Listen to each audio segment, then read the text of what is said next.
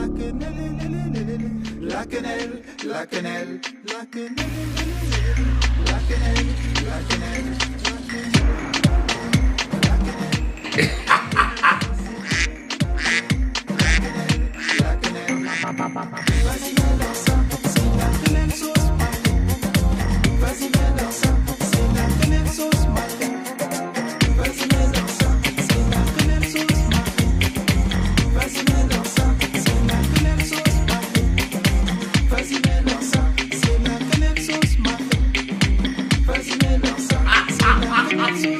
Allez, après ça.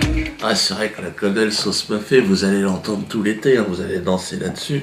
Alors vous allez danser à partir du 21 juin, c'est le bal des quenelles. Cette année, ça va être très très haut niveau, avec des invités prestigieux. Je vais pas tous les noter. Cette année, évidemment, Nicolas Anelka, selon ses disponibilités, est invité et sera là. Alors lui, évidemment, c'est la grande quenelle de l'année. Il y aura en première partie du rap, du zouk, chansons françaises. Bon, on a fait fort cette année, hein. Et même les pigeons sont contents. Enfin, ça devient un phénomène qui dépasse complètement le cadre d'ailleurs de la France, hein, et qui est aujourd'hui européen. C'est un problème européen, même mondial. Il y a le Washington Post qui est venu faire un truc hier soir sur la quenelle. Alors, le 26, ça sera par contre le nouveau spectacle, La Bête Immonde. Ah, c'est moi. Donc La Bête Immonde, j'ai été traité de Bête Immonde, vous le savez, par Philippe Tesson, Tété, ou Tata. Tata Philippe, une sorte de Jean Moulin, un petit peu sur un char de la Gay Pride, on ne sait pas trop ce que c'est, mais il est nerveux, il est remonté. Hein. Parce qu'il lui arrive, il a un problème, en tout cas, une descente d'organes, il en a fait à la télé, là. Puis il a un problème avec les négros, l'autre. Attends, calme-toi, Tété, oh. Interdire son spectacle, est-ce aujourd'hui la solution? Mais bien sûr, on le condamne à la prison. Voilà, question, c'est la réponse que j'attendais depuis 10 minutes. C'est tout. Les extrémistes diront qu'on le condamne à mort, mais la peine de mort est abolie. Ce type nie que 6 millions de juifs ont été exterminés par Hitler. C'est un monstre, c'est un animal. Il n'a pas droit, même pas à notre parole. On l'enferme au nom de la loi Guessot, article 9. Et c'est tout. Donc là, ça va loin. Hein. Un animal et tout. Et il va même jusqu'à traiter le mec qui est en face de révisionniste, parce que ça lui plaît pas. Là, regardez. C'est ça le crime fondamental, le crime ontologique de Dieudonné, c'est celui-là. C'est de dire que les juifs sont des menteurs, sont des imposteurs, et que 6 millions d'entre eux ne sont pas morts sous les coups du nazisme. Est-ce qu'il a dit ça? Non, écoutez, est-ce qu'il a dit ça? S'il avait dit ça... Mais bien sûr, il a dit ça. C'est la seule chose. Avait dit ça, allez donc à la Main d'Or. Vous êtes allé au théâtre de la Main d'Or? Je n'y vais pas. Contrairement à vous, je n'y vais pas. Évidemment. Vous êtes allé enfin, vous plaisantez. Je sais de quoi je parle. Je connais les écrits de Dieudonné. Je connais la parole. Je l'ai vu faire la quenelle. Enfin quoi? Je serais juif et une partie de ma famille aurait été exterminée. Je ne tiendrai certainement pas votre langage. Mais on n'a pas besoin d'être juif pour souffrir, pour avoir la compassion. La preuve que si, puisque vous niez la réalité. Vous êtes vous-même révisionniste, ça vous est indifférent, le génocide. Pas du tout, mais vous êtes fou, mais vous êtes complètement malade. Qu'est-ce que vous racontez? Vous dites des sottises. Mais non, mais vous me dites que je suis révisionniste. Mais c'est invraisemblable. Mais ferme-la. Ah lui, on va se retrouver devant les tribunaux. Puis moi j'ai envie de lui dire à Philippe Tesson, tu sais, derrière moi il y a tout un tas de gens, des Africains, des gens à la peau mate, qui sont vraiment choqués par ce que tu as dit. Hein. Parce que être traité comme un animal, être vu comme un animal, c'est quelque chose qui dans le temps a existé, dans l'histoire. Hein. Et c'est pas tellement éloigné que ça, hein. 400 ans d'esclavage quand même. Hein. L'article du Code noir qui dit que l'homme noir est un objet, quoi. Les Africains, ils s'appellent Philippe Tesson. Regardez, écoutez bien ce qu'il a dit. C'est un monstre, c'est un animal. Et là, aucun problème. Là, le parquet poursuit pas. Bon, là, c'est avec moi qu'il va avoir affaire devant les juges. Je pense qu'on est de plus en plus nombreux à s'interroger sur ce qui se passe, parce que là, c'est quand même grave. D'ailleurs, en Afrique, il y a un député extraordinaire. Lui aussi, il s'interroge sur l'affaire Dieudonné, parce qu'il y a des journalistes qui viennent lui donner une leçon de morale. Ils viennent lui dire, Dion, négro, écoute ce qu'on dit, les droits de l'homme. Elle dit, oui, mais enfin bon, parce que la liberté d'expression en France, vous avez quand même l'affaire Dieudonné, regardez ça. Il y a liberté d'expression ou pas de liberté, il y a liberté politique ou pas de liberté. Il n'y a pas d'absolu, puisque je peux vous citer des cas en France où nous pouvons avoir aussi à redire. Dieudonné, tout ça, est-ce qu'il est libre complètement? Donc, Qu'est-ce que il vous y a en pensez toujours de des cette limites, il y a affaire? toujours des limites, il y a toujours une certaine relativité dans les choses. Ah non, heureusement, il y a Internet, les choses bougent. Mais moi, c'est vrai que je dérouille. Il y a le juif LB aussi. Vous savez qu'il était très remonté, lui. Il avait joué le père d'Ilan Halimi dans ce navet. Bon, c'était atroce, le film qu'il a fait. Ils l'ont retiré, ils ont été obligés au bout d'une semaine. Et lui, il disait, il faut lui défoncer sa gueule en parlant de moi, regardez-le.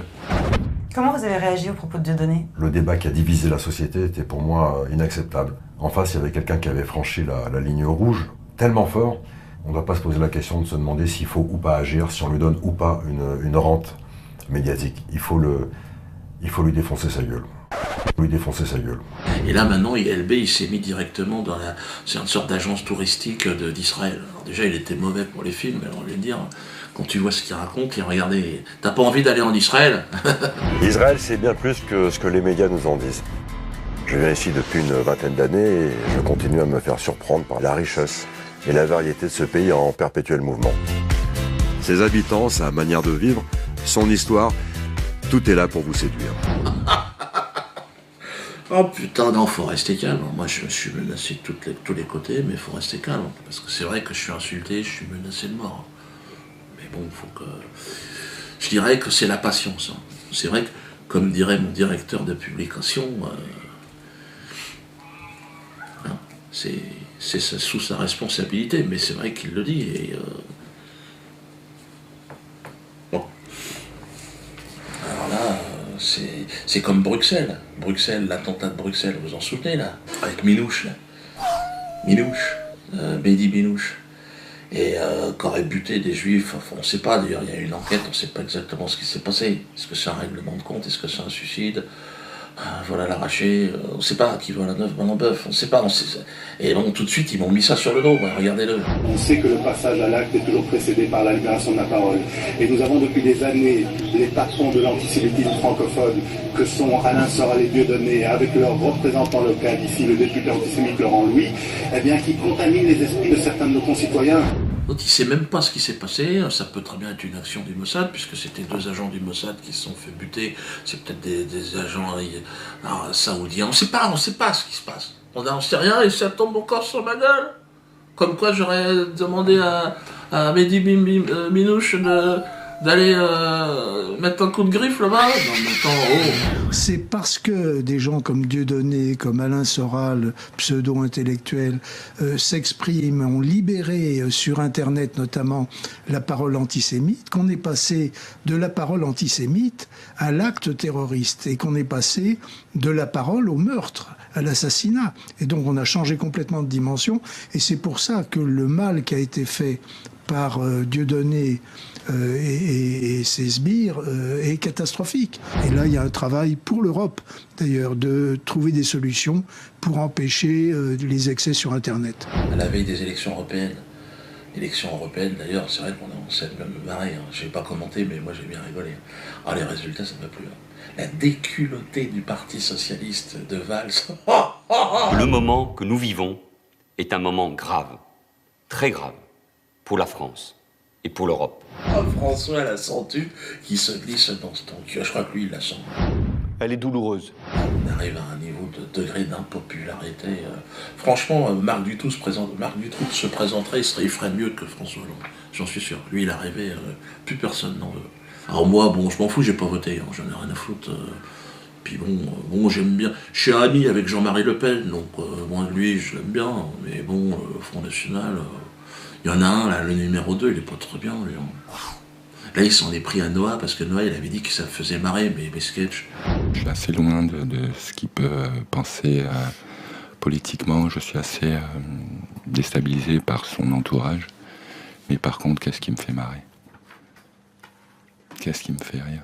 Est-ce que Dieudonné est antisémite ou pas? Est-ce qu'Alain Soral est antisémite ou pas? Pourquoi vous ne dites pas que Noah, ce matin, a soutenu Dieudonné en disant qu'il le faisait beaucoup rire? Et il rigole de quoi, Yannick Noah? Yannick Noah, non, il n'a pas tout à fait dit ça, Yannick Noah. Il a dit qu'il le faisait beaucoup rire. Non, il a dit que Dieudonné avait été son ami, que Dieudonné l'avait fait beaucoup rire et que désormais, il ne le suivait pas dans ses délires et qu'il ne comprenait pas où en était Dieudonné aujourd'hui. Que Dieudonné avait été un humoriste qui l'avait fait rire. Qu'est-ce qui me fait marrer? Qu'est-ce qui me fait rire?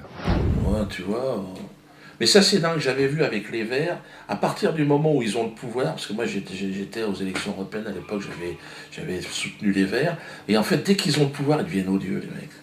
C'est les mêmes, en fait. Philippe Alliot ou un mec du PS ou de l'UMP, c'est exactement le même. Tu sens que ça va rien changer du tout.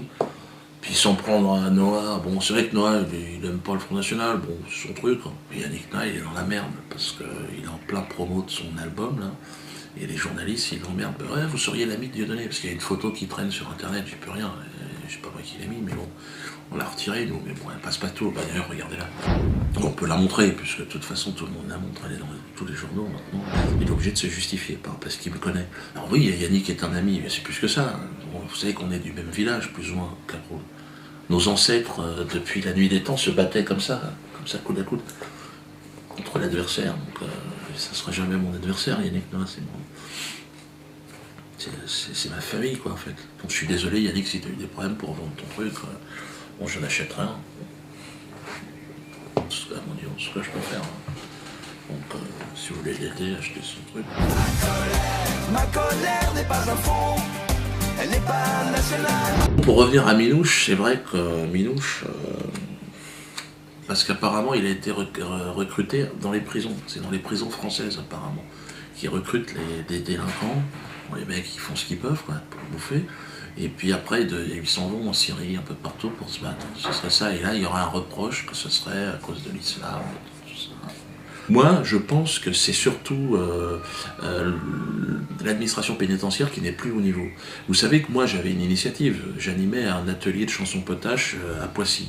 Et ça a été retiré. Pourtant, on a eu des résultats exceptionnels. Chouananas. Excusez-moi, mais l'année dernière, tout le monde a chanté Chouananas. Bon, ça, c'est l'atelier chansons de potage de Poissy. Je veux dire, c'est Carlos qui a l'idée et l'initiative. Après, on a une mise en espace qu'on appelle une chorégraphie d'Alfredo Stranieri. On a Geff qui s'occupe aussi des paroles. Bon, on a une équipe aujourd'hui. François la Sentue qui se glisse dans ton cul la quenelle, atelier de chansons de potage de Poissy. Ah, mais attendez, les gars, oh. Et d'ailleurs, il y a une opération le 14 juillet prochain. Hein, sur les Champs-Élysées. Donc c'est le grand défilé de mes couilles là. Et donc là, ce jour-là, organisez-vous par petits groupes de 4, 5, 6, 7, glissez des quenelles sur le trajet de tous. On espère qu'un militaire, il y a un militaire qui s'est engagé à faire une quenelle. Bon, il m'a dit que ça sera peut-être discret, parce que le gars...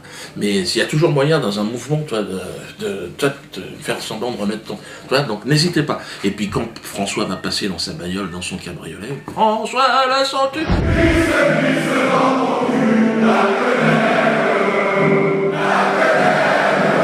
toute façon, c'est son dernier 14 juillet. Là, il fait plus de 2% des sondages, franchement. Là... D'ailleurs, avec l'atelier Chanson Potage, on est en train de préparer quelque chose, c'est extraordinaire. C'est magique. Une comédie musicale en 5 actes. Le titre, Le Père Noël n'a jamais existé. Et c'est avec, dans le rôle titre, Robert Forisson. Là, ils en sont à la moitié de l'écriture, mais c'est bien, c'est le rôle. Alors évidemment, certaines mauvaises langues vont dire, oui, mais est-ce que ça aura un rapport avec les chants ragas? Et là, je répondrai comme dirait mon directeur de publication. Merci aux artistes qui m'envoient tout ça, c'est formidable. Hein. Alors on essaye de les exposer systématiquement maintenant, hein. N'hésitez pas. Chaque semaine, je reçois des trucs, des tableaux, des sculptures, des trucs extraordinaires. Merci. Hein. Alors d'ailleurs, on va développer à partir de cette vidéo, je vais faire l'annonce, une régie publicitaire. Qui va nous aider à développer aussi des artistes qui survivent comme des clodos. Donc, vous êtes un petit artisan, vous avez une petite boîte, vous faites de la réparation de télé, vous rempaillez des chaussettes, des fauteuils, vous reprisez des chaussettes. On s'adresse aux petits, hein. C'est 200 € la ligne, vous allez passer, regardez, c'est un exemple là. Voilà. Donc il faut mettre le nom de la boîte, l'activité, la ville et le numéro de téléphone, c'est tout. Et ça coûte 200 € simplement le passage. Donc si vous voulez 2 passages, c'est 400 €. Et donc vous avez... on fait notre régie publicitaire, hein, ça va nous permettre d'aider des jeunes artistes et de faire tout un tas de choses. Parce qu'il faut être créatif, hein, je veux dire, en même temps. Alors, en plus de ça, je pense que ça va faire chier du monde. Parce que moi, à chaque fois qu'il y a une vidéo, vous avez regardé, il y a de la pub avant et il y a de la pub après. On s'est dit, on va en mettre dedans, toi, un petit rouleau, puis bon, ça ça va nous permettre de rester aussi gratoche aussi pour les gens qui nous regardent, parce que c'est ça un peu le jeu. Donc,